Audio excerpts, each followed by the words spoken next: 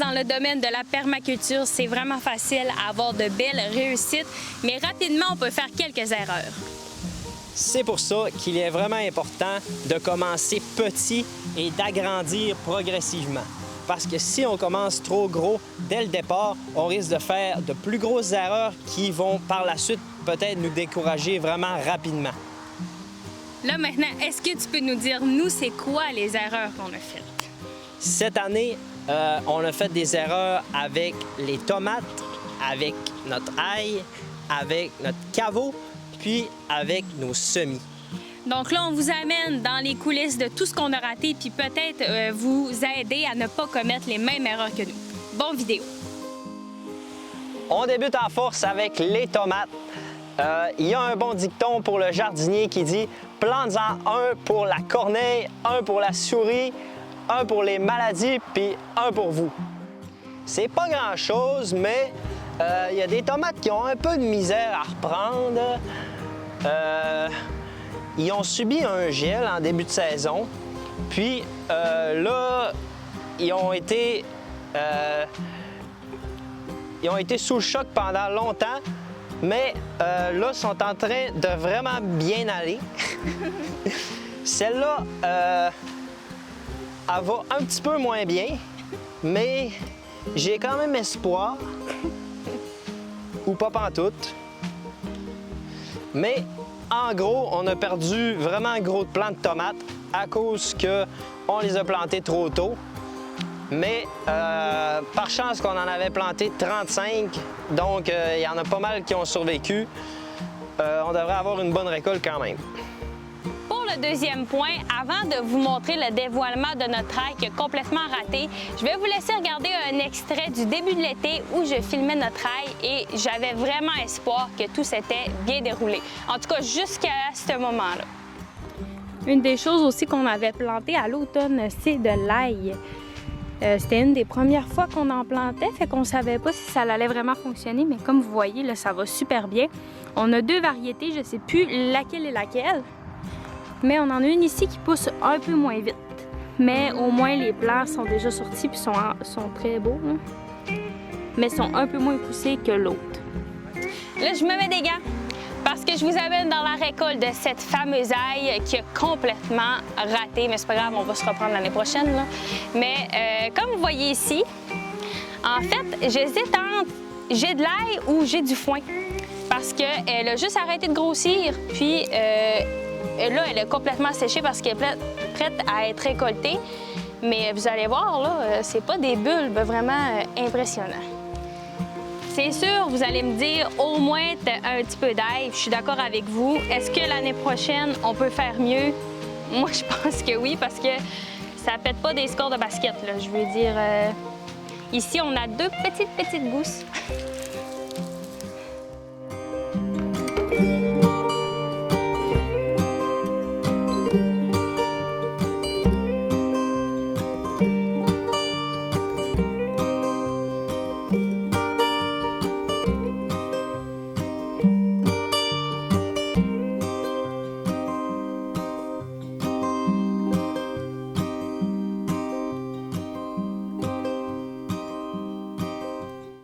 Ici, c'est la deuxième variété dont je vous avais parlé dans le vidéo précédent, qui était plus petite que l'autre. Et en effet, elle est tellement restée petite qu'on a vraiment de la misère à la discerner à travers les mauvaises herbes. Donc, on ne sait pas trop, c'est-tu de l'ail, c'est-tu des mauvaises herbes. Mais au moins, c'est mieux que rien.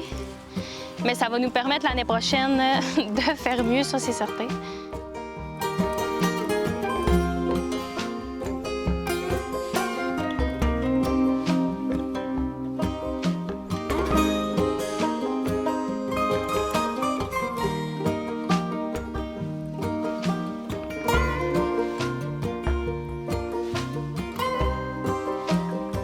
Donc là, on arrive ici à la parcelle qu'on avait préparée pour l'an prochain.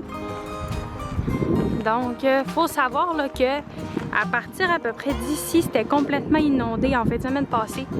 Ce qu'on savait pas, d'ailleurs, on avait même planté de l'ail ici. Puis comme vous voyez, c'est encore assez humide, là, puis l'ail est à peine sorti.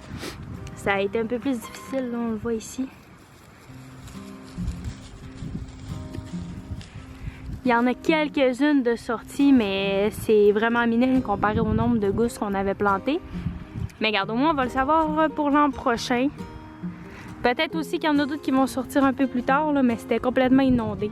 Fait que c'est certain que c'est pas la place idéale pour cultiver. Le diagnostic à peu près qu'on peut donner selon nos connaissances, c'est probablement qu'il y a eu un manque de fertilité. Puis c'est pour ça qu'elles sont restées autant petites. Puis là, avant de conclure sur l'ail, il y avait une troisième parcelle que je vous avais peut-être un peu montrée, je suis plus certaine, mais je vais vous montrer à quoi elle ressemble à l'heure du jour. Alors, pour ceux qui aiment les défis de chercher-trouve, eh bien, je vous invite à essayer de trouver notre ail parce que les broussailles ont complètement repris le dessus. En plus d'avoir été inondé ce printemps, et bien là, il y a eu la vie dure dans ce coin-là. À ce jour, on ne sait pas encore où est-ce qu'elle est. Avant de vous dévoiler notre troisième erreur, je vous laisse sur un extrait de ce printemps. Je suis à côté de notre caveau, que c'était notre expérimentation de l'hiver. Là, en ce moment, on va vous montrer le résultat. Est-ce que ça l'a gelé ou ça l'a pas gelé? On n'était pas sûr si on allait avoir une glacière pleine de patates pourries ou si ça allait avoir fonctionné. Mais finalement, on est heureux de constater que nos patates sont dures comme de la roche, nos carottes aussi. Puis, on va pouvoir ressemer ça pour faire des semences de carottes, puis d'avoir des nouvelles patates dans notre jardin. J'avais isolé le caveau avec tous les matériaux morts que j'avais pu trouver. J'avais fait une genre de petite pente, un petit buton avec du bois, des feuilles, des herbes, tout ce que j'avais trouvé. Puis j'en avais mis le plus épais possible par-dessus le caveau. Puis j'ai laissé ça comme ça tout l'hiver. C'est sûr que là, il s'est ramassé de l'eau dans la glacière. C'est pas le mieux. C'est pas, on va pas les manger, malgré qu'ils seraient sûrement bons à manger, mais vu que c'est de l'eau qui a resté dans la glacière quand même tout le temps, on mangerait pas ça. Mais pour faire des semences, pour conserver des légumes, c'est vraiment idéal. Puis il va y avoir des améliorations à faire un coup qu'on sait que ça marche. On va se réessayer, mais on va améliorer le concept.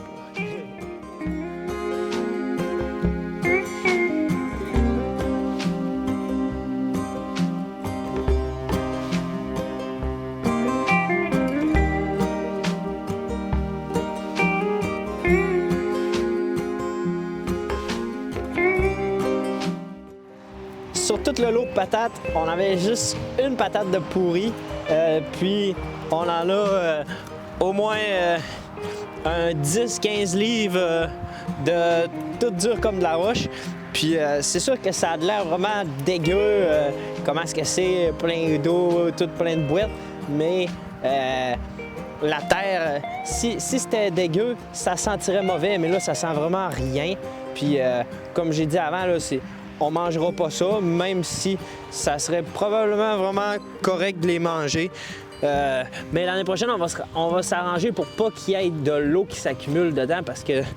Ah, il y a une autre patate de pourri là, mais sur le lot, à date, il y en a eu 2 de pourris. Mais c'est quand même... Ça, c'était notre missile. Le missile, il est là, il est toujours en vie, notre missile. Il va faire des semences.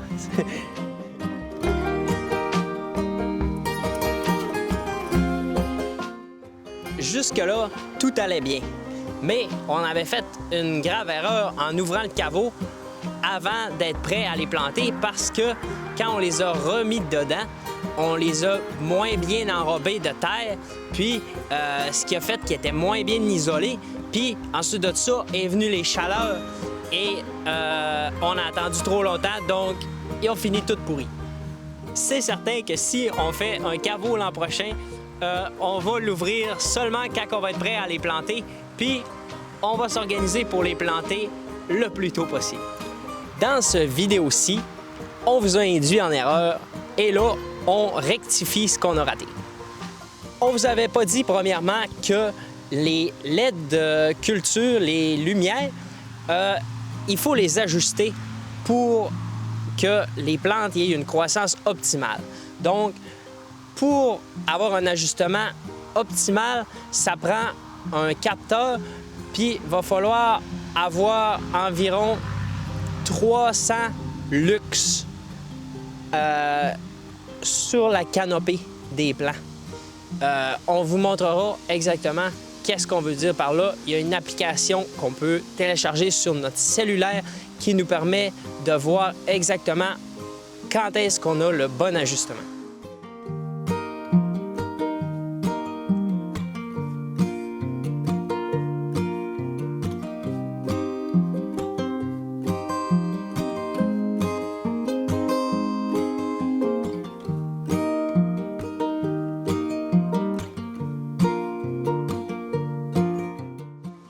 Maintenant, on va parler de ventilation. Quand on rentrait dans la pièce où on a fait les semis, c'était la jungle tropicale. Il faisait chaud, c'était humide. Ce qu'on aurait dû ajouter, c'est un déshumidificateur. Le ventilateur qu'on avait faisait quand même une bonne job, mais aussitôt qu'on fermait la porte, ça devenait beaucoup trop humide. Donc, il fallait tout le temps que ça reste comme un peu en continu. Ce qu'on peut aussi ajouter à ça, c'est une serre vraiment qui a un système de ventilation intérieure avec aussi un déshumidificateur. Là, si on avait eu ça, on aurait été en business.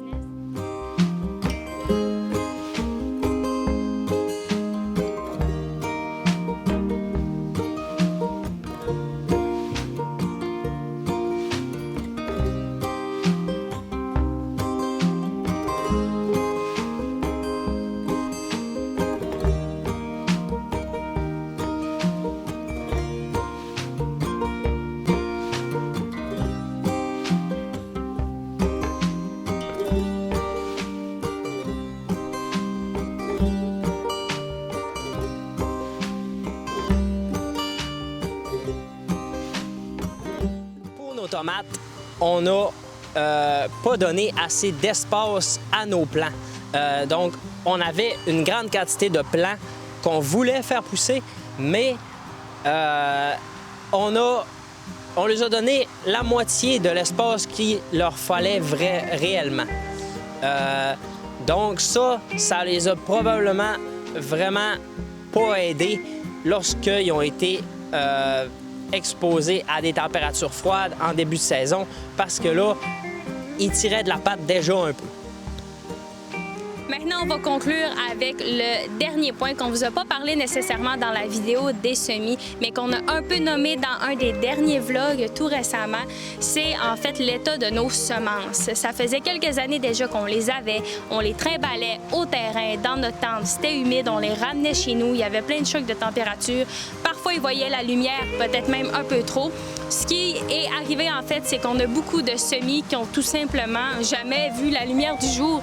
On a eu beaucoup de blocs qui n'ont jamais poussé. Donc ça a pris beaucoup d'espace dans la serre. Puis c'est tout le temps un peu décevant de planter des semences, de penser avoir plusieurs variétés, mais au final, il n'y a pas grand-chose qui avait poussé. En terminant, soyez fiers de vos erreurs. Parce que nous, la plus grande erreur au final qu'on aurait pu faire, c'est de ne jamais commencer notre projet.